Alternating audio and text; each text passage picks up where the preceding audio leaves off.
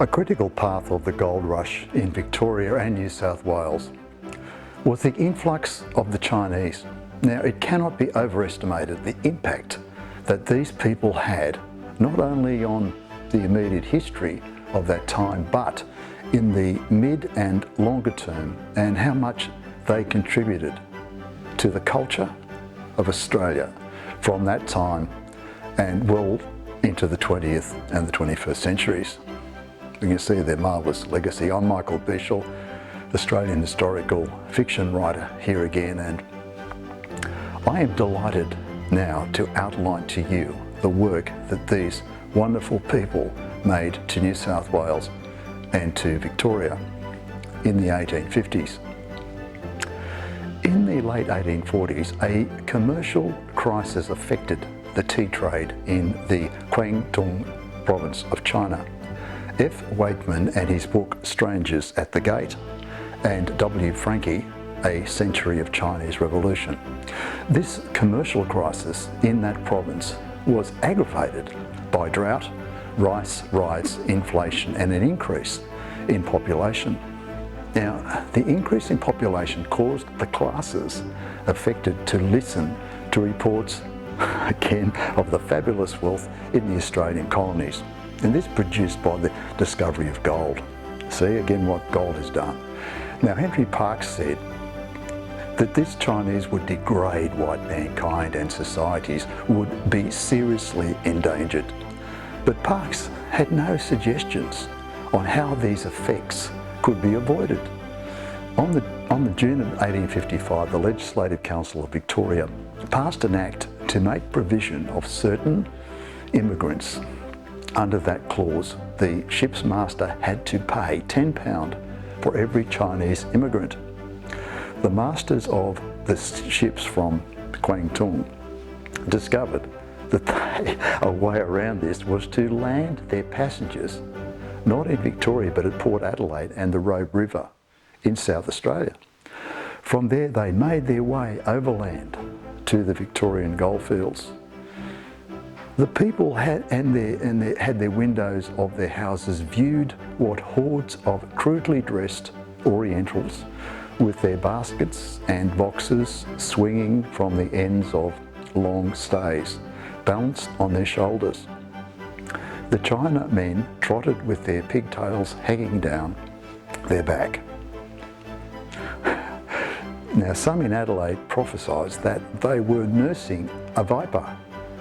Joss houses would arise, which would be frequented by crowds of infatuated worshippers, prostrating themselves before idols of wood and stone. Such behaviour would be repulsive to Christians and fraught with injurious effect to infant minds. Again, these events are viewed through the eyes of the 19th century people. Just got to remember that, 19th century. The goldfields of Bendigo and Ballarat saw a procession of 600 to 700 men walking in a single file, each one carrying a pole and two baskets over their shoulders. Everyone yakking to his mate in front of him in a sing-song tone. On their heads they had a hat like the top of a haystack, nearly a yard in width.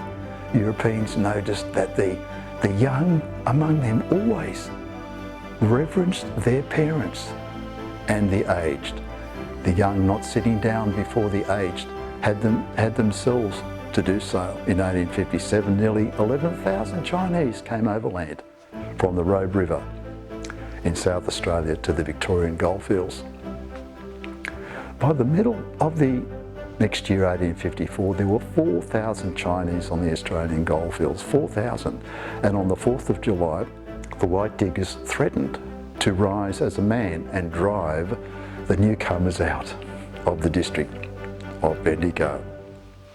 Pretty sad stuff.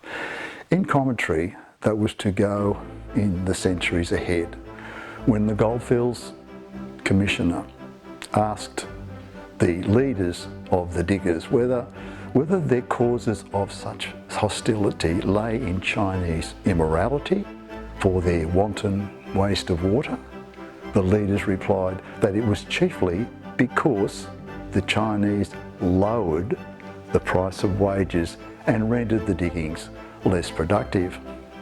Very much like today in Western countries around the world, the issue of immigration is always sensitive. How many people to allow? What will they need?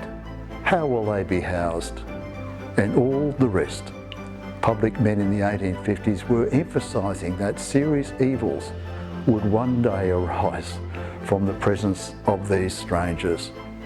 The peculiarities of their language, dress and habits of life were enough to arouse suspicion. Not unlike today, on the goldfields, meetings were being held at which proposals to drive them out of the country, get rid of them, they were greatly discussed. Especially in Melbourne, working men were heard muttering their fears and their displeasure that these men had come here to lower wages and to threaten their livelihoods and their own material well-being. So much like the present day, it's uncanny. Think about it. So the Chinese, they attempted to make themselves pleasing to the white man. In Ballarat and in Bendigo, they formed themselves into a society which drew up rules imposing punishment on those who behaved in ways of offensive to the Europeans. These were fined and beaten with 30 stripes of the rattan, the ones who, as Europeans, paid strict regard to cleanliness. Now heaps of fetid, filthy stuff must not be allowed to accumulate on the sides of tents, nor such places be used as water closets. For any such act of impropriety, the offender was to be punished with 20 stripes, as Europeans were also very particular about their odd hats and shoes. The Chinese were warned that anyone who went about beheaded or barefooted would be laughed at. At that, as the costume of the Chinese was very much disliked by Europeans, Chinese were forbidden to wear Chinese trousers on the street or at work, or punishment would happen. So between 1856 and 1858, 16,500 Chinese landed at Rhodes. By 1857, there were 24,000 Chinese on the goldfields of Victoria and a total of 25,000 in the colony at large. The Aborigines of the southeast would always lived in constant dread of each other and in constant dread of what nature might do to them now, had to cope with another invader of the land. According to the Argus newspaper again, 5th of June 1857, alarmed by the flood of Chinese on June 1857, John Pascoe Fawkner asked the Legislative Council of Victoria to appoint a select committee to frame a bill to control the number of Chinese settling into the colony. He had been told that the Chinese had been teaching the youth of Victoria to smoke opium and chasing girls as young as 10 years of age on the goldfields, as other moralisers fanned the flames of prejudice. Rumours flew around. Melbourne, that simplified men were shivering and quaking at the prospect of being outnumbered in the not too distant future by hordes of these yellow men.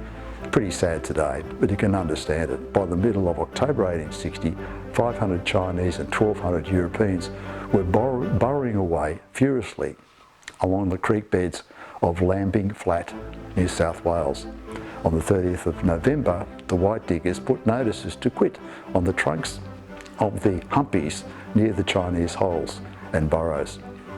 The storekeepers were alarmed, wondering, as they did, who would buy the huge quantities of rice they had brought from Sydney for sale to the Chinese in December. They pressed some of the faithful to a mass meeting, and no digger turned up. Lambing Flat was gaining a reputation as a centre for abandoned characters in the dregs of the bigger community.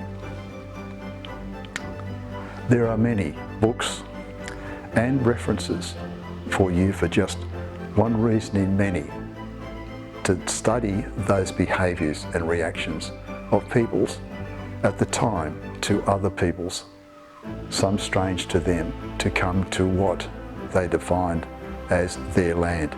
It is happening today and will continue, I dare say. Thanks very much for watching.